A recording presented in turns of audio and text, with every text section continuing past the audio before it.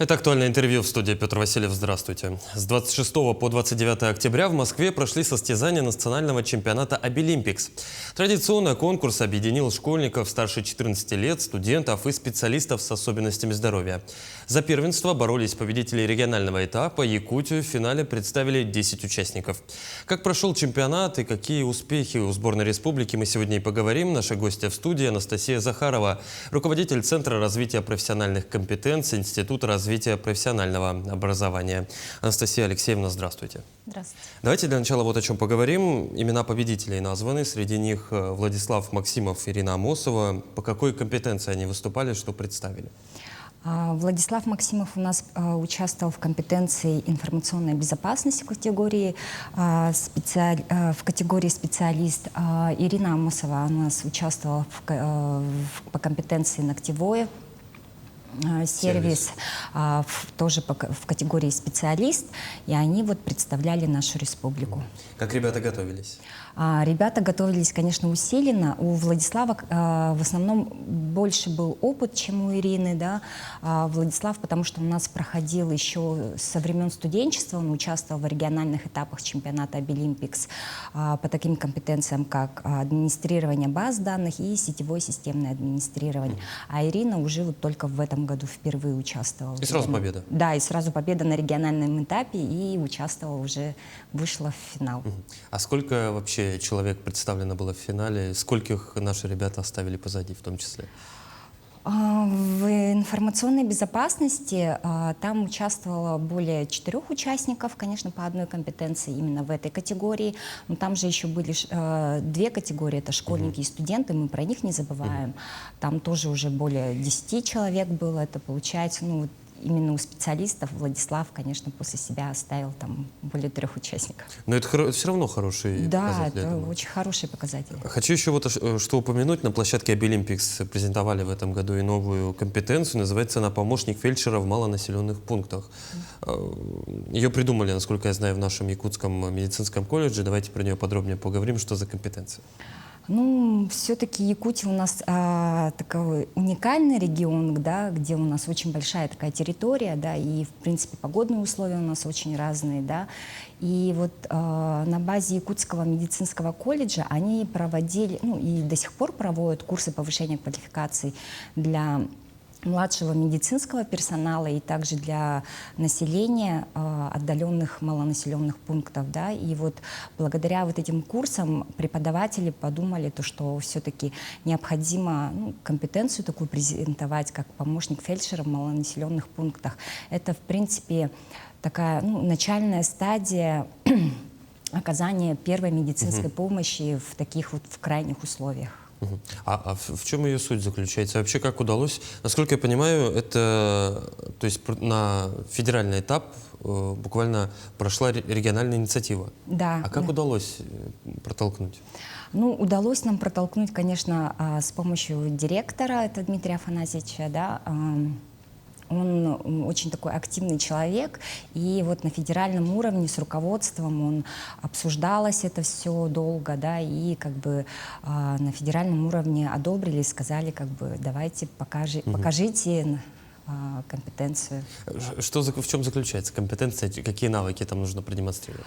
Ну, оказание первой медицинской помощи, да, это то же самое, что перебинтовать правильно, потом, если, ну, смотря какую травму, допустим, получил, там, обморожение или еще что-то, что надо сделать при обморожении, там, при ожогах, при ушибе каком-то, да, вот такие первые вот навыки оказания медицинской помощи. Ну, сугубо практически, насколько я понимаю. Да, сугубо практического характера имеет. Вот я вначале отметил, что в республику у нас представили 10 человек, победителями вышли 2 финалистами. Кто остальные 8, как выступили ребята, в каких еще компетенциях? Хочется поговорить и про остальных тоже. Ну, про остальных тут, конечно, можно сказать очень много, да. У нас была школьница специализированной коррекционной школы с нарушением речи. Она участвовала по компетенции ресторанный сервис. Это такая умничка девочка у нас, да. тоже впервые вообще, это очень уникальный ребенок, да, она впервые полетела, как бы, села в самолет, да, и впервые из своей семьи, у нее даже бабушки, родители, еще никто из родственников не летал, близких, да, и она вот первый раз у нас участвовала, и она прям такая, знаете, очень нежная, и когда уже оглашали списки победителей, кто выиграл по данной компетенции, и когда не услышав свое имя, она очень расстроилась, плакала, и вот благодаря ее преподавателю, кто ее готовил, Кондратьева Татьяна Павловна, она очень поддержала ребенка, и вот она сводила ее в мишленовский ресторан после финала и как бы показала, как настоящие вот, официанты работают, да, вообще, что такое ресторанный бизнес. И к ним вышел сам шеф-повар, познакомился с ребенком, прям пожелал ей удачи. Это было для девочки, это было, наверное, самое такое вот... Может быть, даже лучше того, что она могла бы увидеть на самом фестивале, на самом Обилимпиксе. Да. Анастасия Алексеевна, ну, слушайте, насыщенная программа была. Я думаю, каждый ребенок получил то, что он хотел получить, и даже больше. Была еще и обширная деловая программа, насколько я понимаю. В каких мероприятиях наша сборная приняла участие? Наша республика? Ну, наша республика вообще представляла делегация не только подведомственных организаций Министерства науки и образования, Министерства образования и науки Якутии, да, но и также Министерства труда и социального развития, также Министерства культуры у нас был представитель, директор колледжа культуры и искусств. Также наши преподаватели, да, постарались принять участие на всех площадках, на всех мероприятиях. Вообще сама по себе деловая программа Обилимпикса, вот, национального чемпионата, она была очень обширная.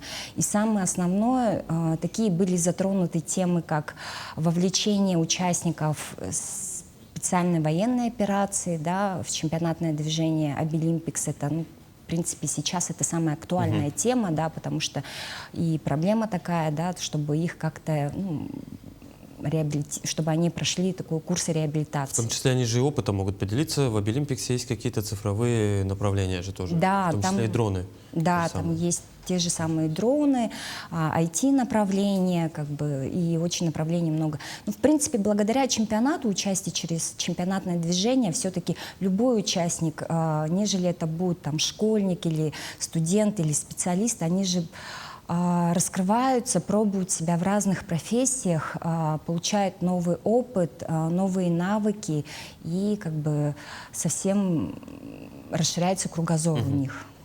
Анастасия Алексеевна, ну вот вы сами говорите о том, что расширяется кругозор. Что еще дает Обилимпикс школьникам? Не буду разграничивать по возможностям здоровья, всем одинаково.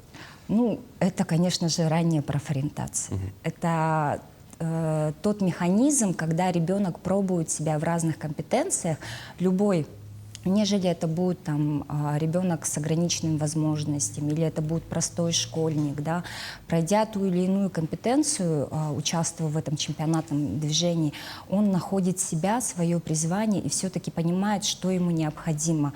Ну, есть даже очень много ярких таких моментов у нас, когда тот или иной ребенок пробует себя в разных компетенциях, и в итоге он понимает, что я буду заниматься вот таким-то направлением.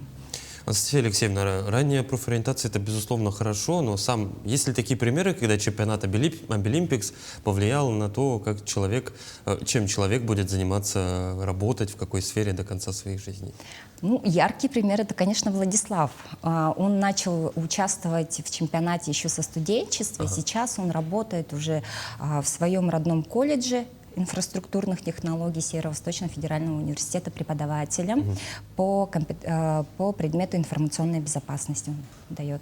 То есть примеры есть? Примеры Можно есть. и так сказать. Да, ага. А какие еще навыки прививает Обилимпикс, помимо профессионального? Это же хороший способ социализации, насколько я понимаю. Конечно, это большой, как бы, одна из, как сказать, ступеней социализации личности ребенка. Вообще, насколько я помню, мы порядка 8 лет в Обилимпиксе. В 2016 году наша республика присоединилась. За это время, ну, действительно, без преувеличения, Обилимпик стал одним из самых узнаваемых, уважаемых мероприятий в области профобразования. Вот за эти 8 лет какие можно итоги подвести? Ну, итоги, в принципе, у нас можно сказать то, что в 2016 году мы проводили чемпионат только по 5 компетенциям. Там принимало участие только 22 участника. То сейчас эти цифры возросли уже очень такие крупные цифры, можно так сказать. В этом году у нас принимало участие более 300 участников. Проводили чемпионат мы уже по 39 компетенциям. И уже как бы во всех категориях, и в школьниках, и в студентах, и в специалистах у нас идет большой такой рост. Ну, как минимум, число компетенций в 8 раз практически увеличилось Да, за 8 лет. А есть какие-то наиболее популярные компетенции, вот, допустим, регионального этапа, куда ребята в большей степени идут?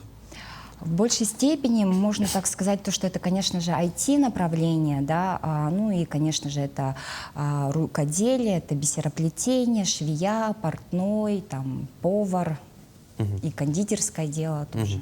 Ну и появляется вот ногтевой сервис, очень тоже, Да. я думаю, интересная история, которая более чем еще и прибыльной может стать в ближайшем уже будущем. А если говорить о тех, кто судит ребят, кого приглашает в качестве жюри? Там не жюри, скорее всего, это Эксперты, у нас эксперты. Да. Мы их называем экспертами. Экспертная комиссия. Экспертная комиссия. Это в основном у нас преподаватели колледжей и также специализированных школ, да. Ну и в этом году у нас, допустим, очень так мы гордимся этим показателем. У нас уже 15 экспертов, это преподаватели колледжей и специализированных школ, входят в перечень федеральных экспертов. Ух ты! Да, это уже их называют национальные эксперты. Это очень большая такая цифра для нашей. Эксперты строгие? Эксперты все строгие, все честно, все открыто. И в этом году, допустим, региональный чемпионат мы уже проводили с помощью цифровой платформы чемпионата. Если до этого мы как бы это все вручную, все протокола и оценивания, то в этом году это уже идет полностью цифровизация. То есть участие обязательно очное, насколько я понимаю, Да. даже несмотря на то, что цифровизация шагает семимильными шагами. Анастасия Алексеевна, уверен, что в следующем году чемпионат продолжится. Давайте что-то пожелаем тем, кто уже сегодня хочет принимать в нем участие. Хочется пожелать, чтобы у нас в следующем году как раз же у нас будет юбилейный Обилимпикс у нас в Республике Саха-Якутия, и приглашаем всех наших будущих участников принять активное участие в наших мероприятиях, не только в соревновательных, но и также в различных активностях. Это у нас фестиваль возможностей, который мы будем проводить, ярмарки вакансий. Так что мы всех ждем. Ну и, конечно же, открываем новые имена в области профессиональных компетенций, профессиональных достижений. Анастасия Алексеевна, спасибо, что пришли к нам в студию, ответили на наши вопросы. Спасибо. Это было актуальное интервью. До встречи.